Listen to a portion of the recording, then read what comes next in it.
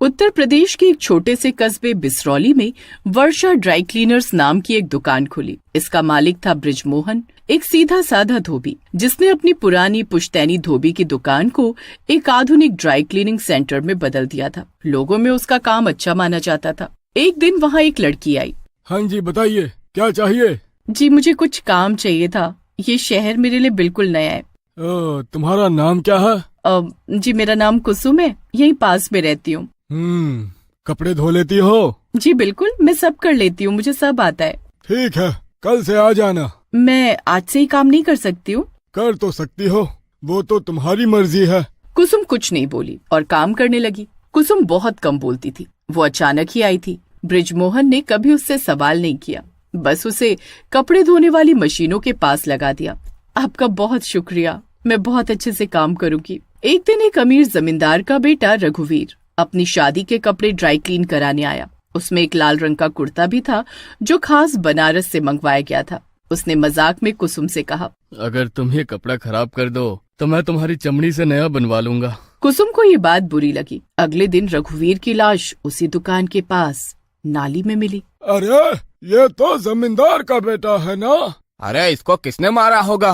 पैसे वाले लोगों के दुश्मन बहुत होते हैं। उसका चेहरा पूरी तरह जल चुका था और बदन पर वही लाल कुर्ता था, बिल्कुल साफ और नया, जैसे अभी प्रेस करके निकाला गया हो। नाली में है लेकिन कुर्ता फिर भी चमक रहा है। चलो पुलिस को खबर कर देते हैं। पुलिस आई, सबसे पूछताछ हुई पर कोई सुराग नहीं मिला कि ये खून किसने किया होगा। बृजमोहन ने दुकान कुछ दिन बंद रखी पर बाद में फिर खोल दी। धीरे धीरे ग्राहक कम होते जा रहे हैं, समझ नहीं आ रहा कारण क्या है। कुसुम चुपचाप सुनती रही और अपने कपड़े धोती रही। तभी वहाँ मोहन आया अपना कुर्ता लेकर और गुस्से में बृजमोहन से बोला, ये सब क्या हो रहा है बृजमोहन? कुर्ता साफ करने को दिया था, ना कि गंदा करने को। क्या हुआ भाई साहब, क्यों चिल्ला रहे हो? ये देखो, पूरे कुर्ते पर खून लगा हुआ है। ये कुर्ता तो मैंने ही पैक किया था, तब तो साफ था, ये कैसे हो गया? तुम्हारा मतलब है मैं झूठ बोल रहा हूँ? कुसुम चुपचाप मोहन को ही घूर रही होती है।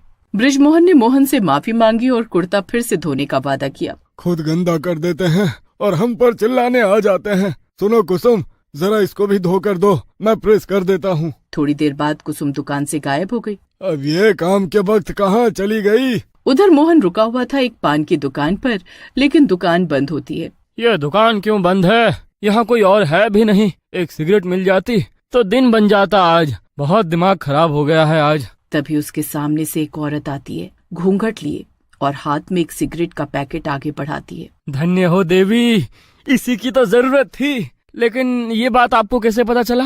वो औरत घूंघट हटाती है और उसमें एक चुड़ैल होती है। अब तू देख मैं क्या करती हूँ। वो चुड़ैल सारी सिगरेट मोहन के मुंह में डालकर जला देती है, जिसके धुएं से उसका दम घुट जाता है और मोहन की मौत हो जाती है। बृजमोहन अपनी दुकान पर बैठा होता है। तभी कुसुम आती है। अरे कहाँ चली गई थी तुम? आपका ही काम करने। तुम्हारी बातें मुझे समझ नहीं आती। तभी एक आदमी आता है। अरे तुम्हें पता चला बृजमोहन? क्या?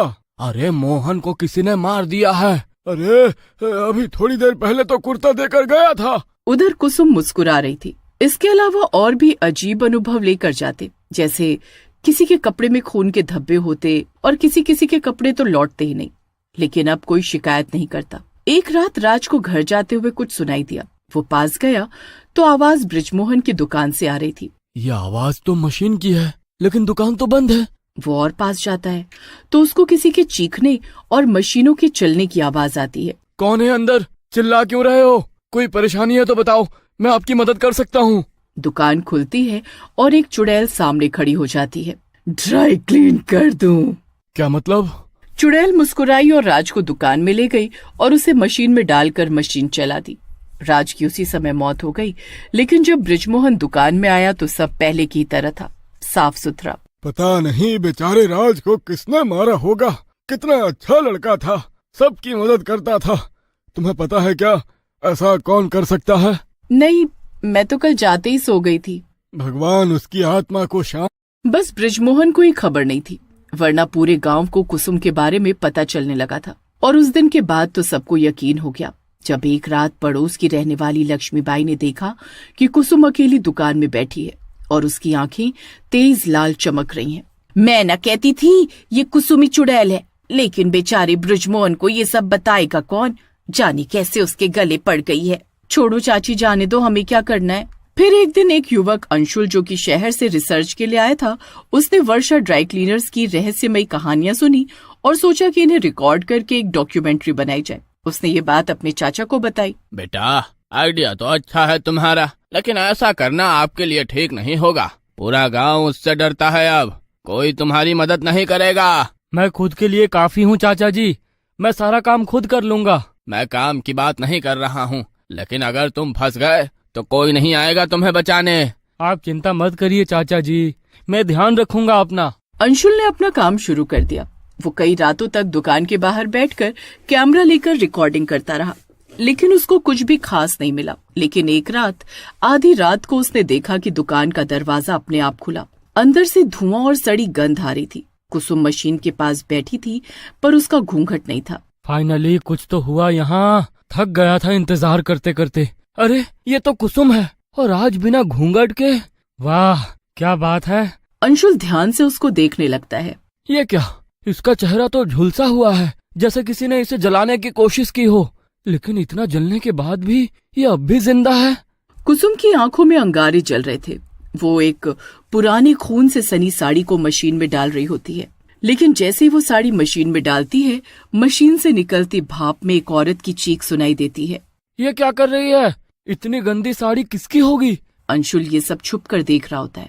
जब वो अपने आप से सवाल करता है तो एक चुड़ैल उसके पीछे आ जाती है और उसके कंधे पर हाथ रखकर बोलती है, वो मेरी ही साड़ी है, गंदी हो गई है इसलिए धो रही हूँ। अंशुल उसको अपने सामने देख बहुत डर जाता है और बहुत तेज चीखता है। अंशुल के चाचा ने जैसा बोला था वैसा ही हुआ। अंशुल की चीख सुनकर कोई नहीं आया। अंशुल वहीं बेहोश हो गया। जब सुबह लोगों ने उसे दुकान के बाहर पाया, वो पागल हो गया था। वो बस एक ही बात दोहराता, वो कपड़ों से आत्माएं निकालती है, वो चुड़ैल है, चुड़ैल। उसको ऐसे देख वहाँ रहने वाली एक बूढ़ी औरत सुरैया बाई, जो उसी कस्बे में रहती थी, उन्होंने एक पुराना किस्सा सुनाया। बहुत साल पहले एक लड़की थी, उसका नाम था पायल। वो धोबी बस्ती की लड़की थी, सुंदर, मासूम, लेकिन गरीब। एक दिन कस्बे के 4 रईस लड़कों ने उसका अपहरण किया और कपड़ों के पुराने गोदाम में उसके साथ दरिंदगी की। फिर उसके शरीर को प्रेस की मशीन में डालकर जला दिया ताकि कोई सबूत ना बचे। फिर क्या हुआ दादी? लेकिन कुसुम की आत्मा वहीं भटकती रही। जब बृजमोहन ने पुरानी जगह को ड्राई क्लीनिंग सेंटर में बदला तो उसने मशीनों से अपनी आत्मा जोड़ ली। अब वो हर उस इंसान को मारती है जो कपड़ों की इज्जत नहीं करता। मुझे तो लगता है ये पायल ही है, बाकी राम जाने। एक दिन एक नवविवाहित जोड़ा राहुल और साक्षी हनीमून से लौटकर अपने महंगे कपड़े ड्राई क्लीन के लिए वर्षा ड्राई क्लीनर्स में दे गए, जो अब भी रहस्यमयी रूप से कभी कभी खुली मिल जाती थी और ज्यादातर समय बंद। सुनिए, ये कपड़े कब तक वापस मिलेंगे? कल लेकर जा सकती हैं आप। अगले दिन साक्षी और राहुल कपड़े लेने गए, लेकिन जब कपड़े लौटाने का समय आया तो दुकान का दरवाजा खुला था, लेकिन वहाँ कोई नहीं था। साक्षी ने डरते हुए कपड़े उठाए, तभी पीछे से एक तेज फुफकार आई। उन्होंने मुड़कर देखा, कुसुम खड़ी थी, अब पूरी तरह जली हुई, लेकिन उसकी आंखें वैसे ही लाल। उसने कहा, इन कपड़ों में तुम्हारा प्यार झूठा है, इसे साफ नहीं किया जा सकता। अब मैं इसे जला दूंगी और तुम्हें भी। राहुल और साक्षी चिल्लाते हुए बाहर भागे, लेकिन दरवाजा बंद हो चुका था। अगली सुबह दुकान से धुआं निकलता दिखा। अंदर सिर्फ राख थी और राख के बीच से एक कंगन और एक नोट का बटन मिला। फिर वो ड्राई क्लीन बंद हो गया। बृजमोहन भी अब समझ गया कि कुसुम चुड़ैल है। अरे मेरा तो भारी नुकसान हो गया रे बाबा। उसके बाद कुसुम हमेशा के लिए चली गई और बृजमोहन ने फिर से अपनी दुकान खोली और इस बार खुद के दम पर दुकान चलाई।